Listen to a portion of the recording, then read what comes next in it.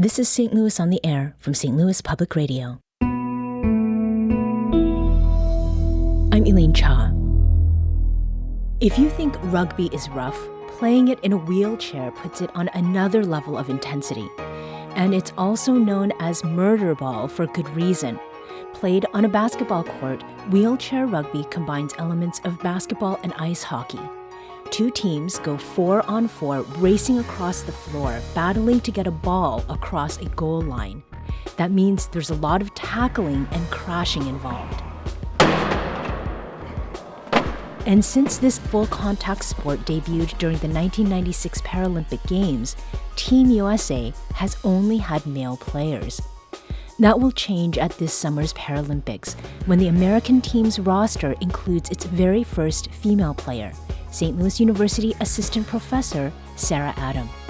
St. Louis Public Radio morning newscaster Abby Lurico recently went to a gym in Maryland Heights to meet with Sarah, where she's training for this summer's competition in Paris. They spoke about what it means to Sarah to represent her country and women in her sport. Here's their conversation. What is it about this sport that you first fell in love with?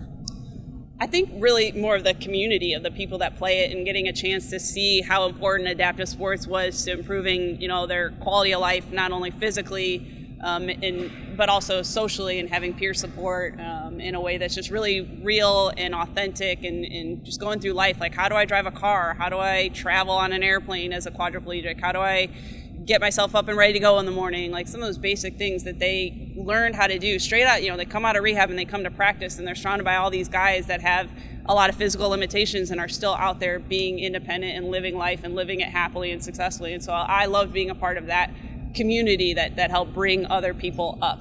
And so that's what drew me to it at the beginning. A lot of people come to the sport because they are athletic, they are interested in team sports, and then something happens. They have an injury, they are diagnosed with something, and wheelchair rugby winds up being a new outlet for them. But that's not exactly how it happened for you. No, so I came down to St. Louis back in 2013 to go to school at Washington University in St. Louis for occupational therapy. Had no idea that I had MS, but I wanted to combine my love of sports with my new love of OT, and so adaptive sports was a perfect fit. I went to our local wheelchair rugby practice with the Disabled Athlete Sports Association, DASA. Fell in love with the community, fell in love with the people. They're all really welcoming, had very interesting stories, fell in love with the sport, obviously high speed, full contact, really exciting to watch, but I loved learning about the chess match and the strategy and how to utilize these people with disabilities in sport. And so absolutely fell in love with rugby and joining that community. And it wasn't until maybe a year and a half later that I started having symptoms of multiple sclerosis, got my diagnosis in 2016. And even then, still was very able, still, moving around, running, active, playing like recreational able-bodied sports. But I'd say sometime around 2018, 2019 was when that started to get harder for me to do, and classified into wheelchair rugby and became a player instead of a volunteer coach. Talk a little bit about your day job, if you will.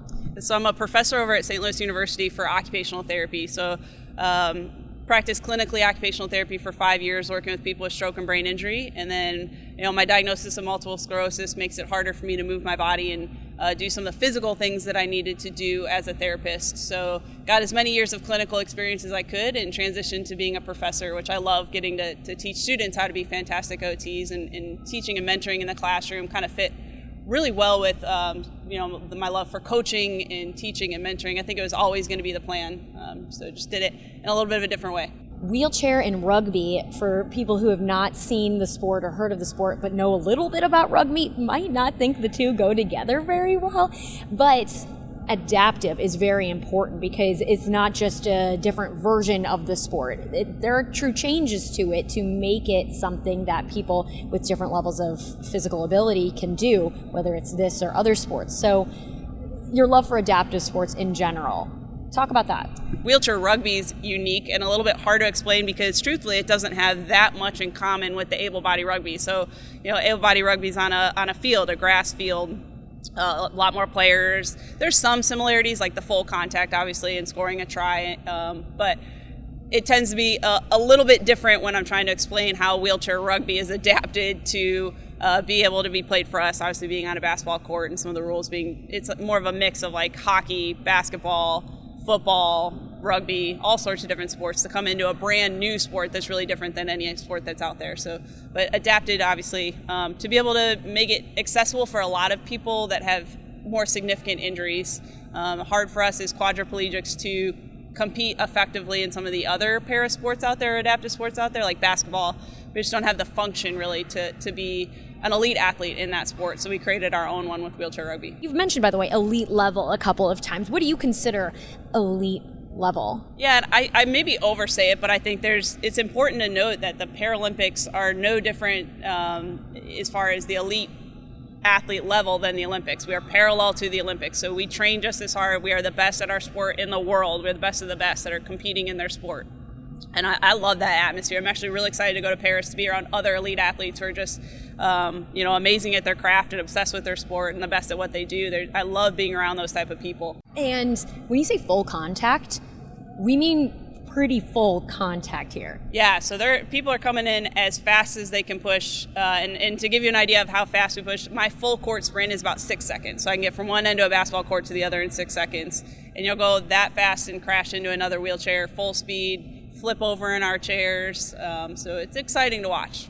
In a metal chair, flying, and these are sometimes really big guys that you're playing against, just crashing right into you. Yeah, and wheelchair rugby is unique in that it's co-ed. It's one of the few co-ed sports in the Paralympics. So when I'm out there with the males, the 180-pound, 200-pound guys coming in and hitting me and flipping me over. And so I think as exciting as that part of the game is, for me, being a smaller female, I actually tend to focus more on the strategy and tactics and trying to think 3 steps ahead.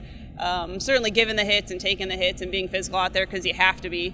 But I do love, that the fact that it's full contact, and even like they're going in and reaching in with their arms and trying to grab the ball out of your lap and punch you in the face and whatnot. It kind of breaks down that stereotype of what people typically think of when you hear about a disabled athlete, or even for me with someone with MS, I'm often told, I'm put in a bubble, told be careful, don't overdo it, take care of your body, you're fragile, and wheelchair rugby shows that we are not. People with disabilities can be active, we can be physical, we can live lives just as anybody else. There's things that we do that look a little bit different in the way that we achieve them, but I think wheelchair rugby, again, is just a great way to kind of smash some of those stereotypes. Smash them at high speeds. Yeah, quite literally.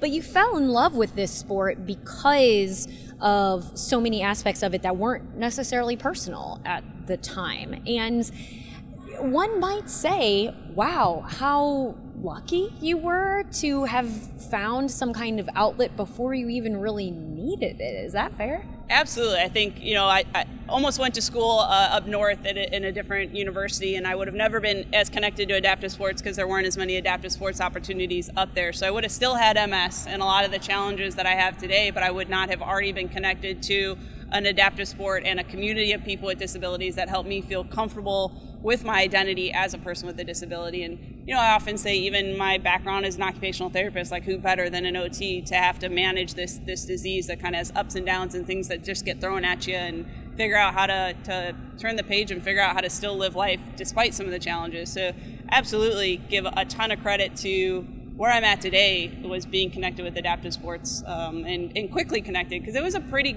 quick shift to, I used going to the gym and running through Forest Park and shooting basketball hoop, all that was my mental outlet, being physical and active.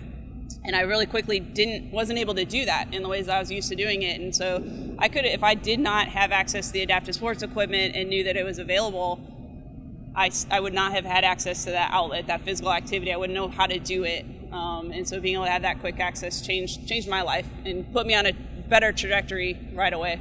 And shouting out St. Louis here a little bit, it sounds like the community here has been really good for you. Yeah, and we're very fortunate. I think there's more popping up, but to have DASA, as I mentioned earlier, the Disabled Athlete Sports Association, is our local adaptive athletic program, and they've got all sorts of equipment from rugby chairs, basketball chairs, power soccer, cycling, track, you name it, and it's really expensive equipment. My rugby chair is about $10,000, so it's not something you just go pick up at a local sports store, and you don't want to just let me go buy a $10,000 chair for a sport that I don't know if I'm going to like or be good at. And so having DASA and other programs like it available and people in the community that are other adaptive athletes to learn from is rare, but really, really helpful. So I can go try wheelchair rugby, I can go try basketball, I can go try track, I can be surrounded by people that know the sport and can teach the sport.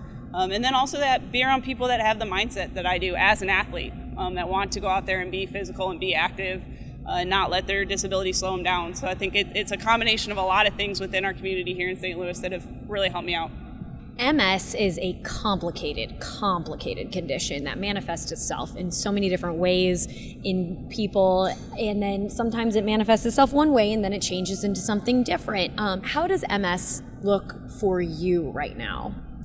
Right now, pretty stable, thankfully. I should knock on some wood, because it's random. I have relapsing and remitting, which means at any time I could have a relapse that takes away some function in my body, and sometimes some of that function comes back at the end of an episode, and sometimes it doesn't. And so sometimes, it's even like things with my body's overstressed or tired or hot or whatever, like little physical changes in my body can really set off some MS symptoms. And so I have to be really mindful of what's going on in my body, listen to it, take care of it in some different ways. But again, like, who better than an OT to be able to kind of adjust and adapt to whatever my body throws at me that day or that week.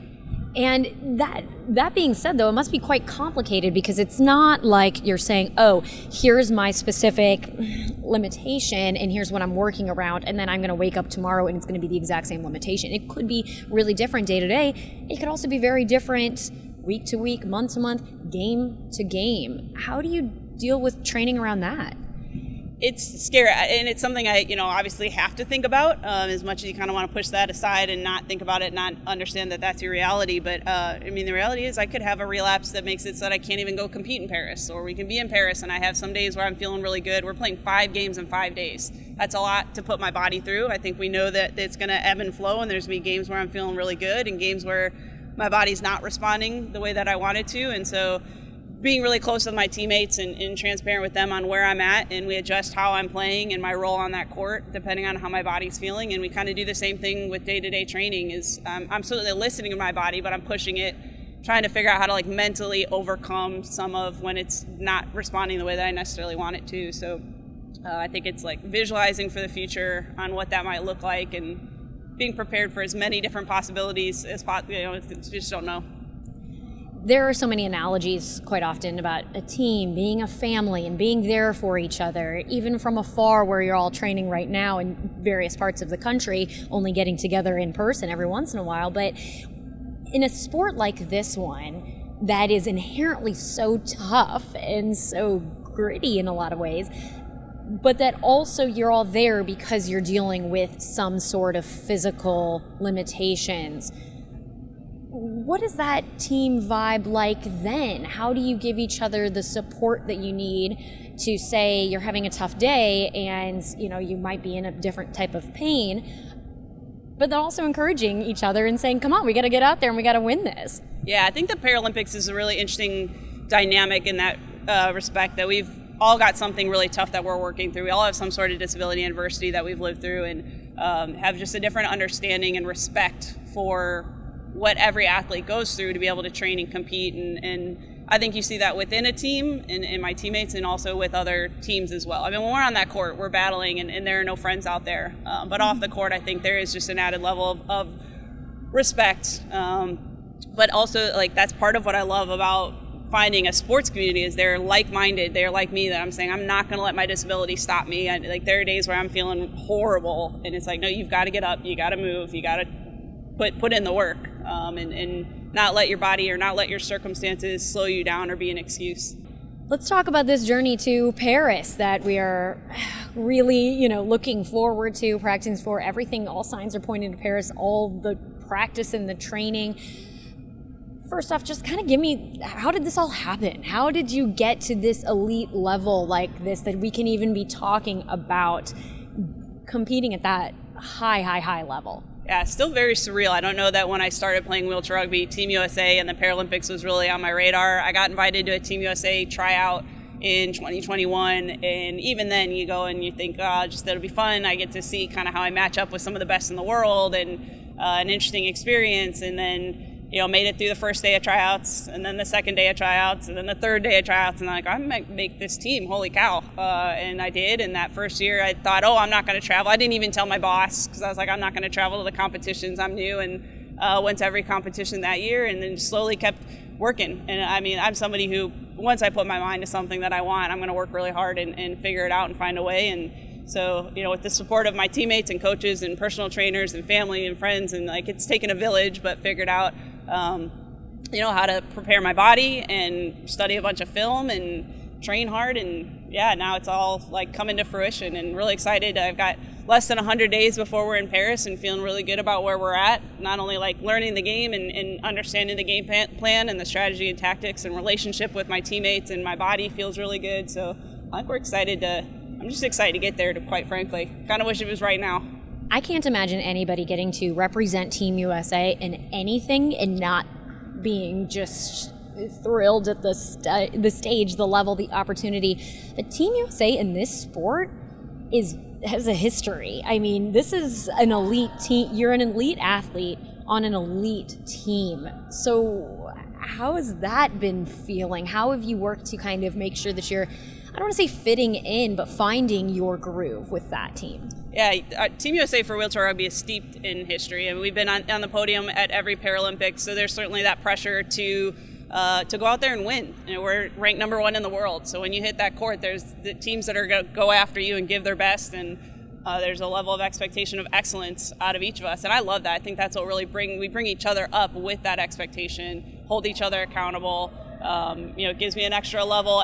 When I'm in bed and don't want to get up and go out and work out early in the morning, it's no, you got to put in the work, because when you're on that stage, when you're on that court, you want to be able to perform, and you want to be able to perform for yourself and your team in the U.S. And it's a phenomenal motivator, and I try to look at it more as that, a motivator and an opportunity, than letting some of those nerves creep in on what that really means and the pressures of it. Well, not to add more pressure to it in this conversation, but you are also representing women.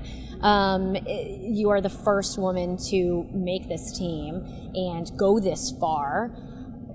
It's a stereotypical standard question I have to ask. What does that mean for you? Yeah, and when I was first kind of getting some recognition for being one of the only females, and it's a male-dominated sport, and it's an exciting story, particularly right now with the rise of women in sports and female sport and the equity of it, which is really exciting, and I love being able to be a small part of that conversation. But 2 or 3 years ago, when I first started and was getting some attention for being a female, I didn't have a big role on the team yet, and so I kind of felt uncomfortable with some of the attention, and it actually forced me to work harder. I was like, if I'm going to get the attention for being a female on this team, I want to make sure it's because I'm a relevant athlete on this team, athlete first, a contributor for this team, and she's a female. And so I think that's something that's motivated me to work harder. But I love the opportunity, as I said, to be able to speak about women in sports and the importance of it, and in particular playing a sport that's not necessarily seemed typical for a woman to play in. I think just adds an extra level that can show future generations of young girls, don't be limited by what's typical. If it's something you're passionate about and something you enjoy doing, go out there and do it anyway. What do you want people to take away from your story? Yeah, I think it's a great opportunity to utilize people's love for sport to help them better understand disability and disability sport, and understand that our lives aren't less than just because we move differently, we play a sport a little bit differently. We still have very fulfilling, exciting lives and purpose, and I think that's what I hope people can see through watching Paralympic sport. What do you want people to not say about your story? I want people to say that we're an inspiration, or that I'm an inspiration. I think we're just out there competing and being an athlete and doing what we love, and doing it at a high level. And, if you want to say that whatever we're doing and achieving at that elite level is an inspiration, that's fine. But just going out and living life as a person with a disability, that's just my circumstances. I don't know that's necessarily anything inspiring. So you want the attention to the sport and the ability to persevere and all of that. It's not with the asterisks of, with their disabilities, with what's going on in their lives. It's, look what I'm doing, period. Exactly. I want it to be, I'm an elite athlete first. I have the disability second. So we're achieving amazing things, and it's exciting, and wanting to highlight that versus our disability aspect of it. That was St. Louis Public Radio's Abby Lorico speaking with Sarah Adam, the first woman to make the Team USA Wheelchair Rugby team. Adam is set to compete in the Paralympic Games this August in Paris.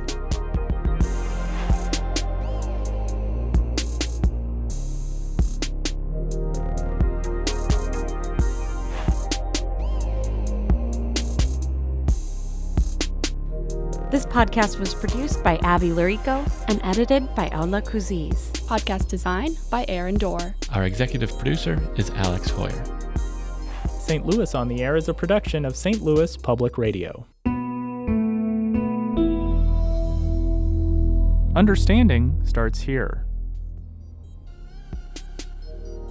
Do you find yourself regularly listening to episodes of St. Louis on the Air? Suggest us to a friend you think might enjoy our conversations, and leave us a review and rating on Apple Podcasts on the App Store. It's the simplest way to help people discover our show. Thank you. St. Louis Public Radio is a member-supported service of the University of Missouri St. Louis.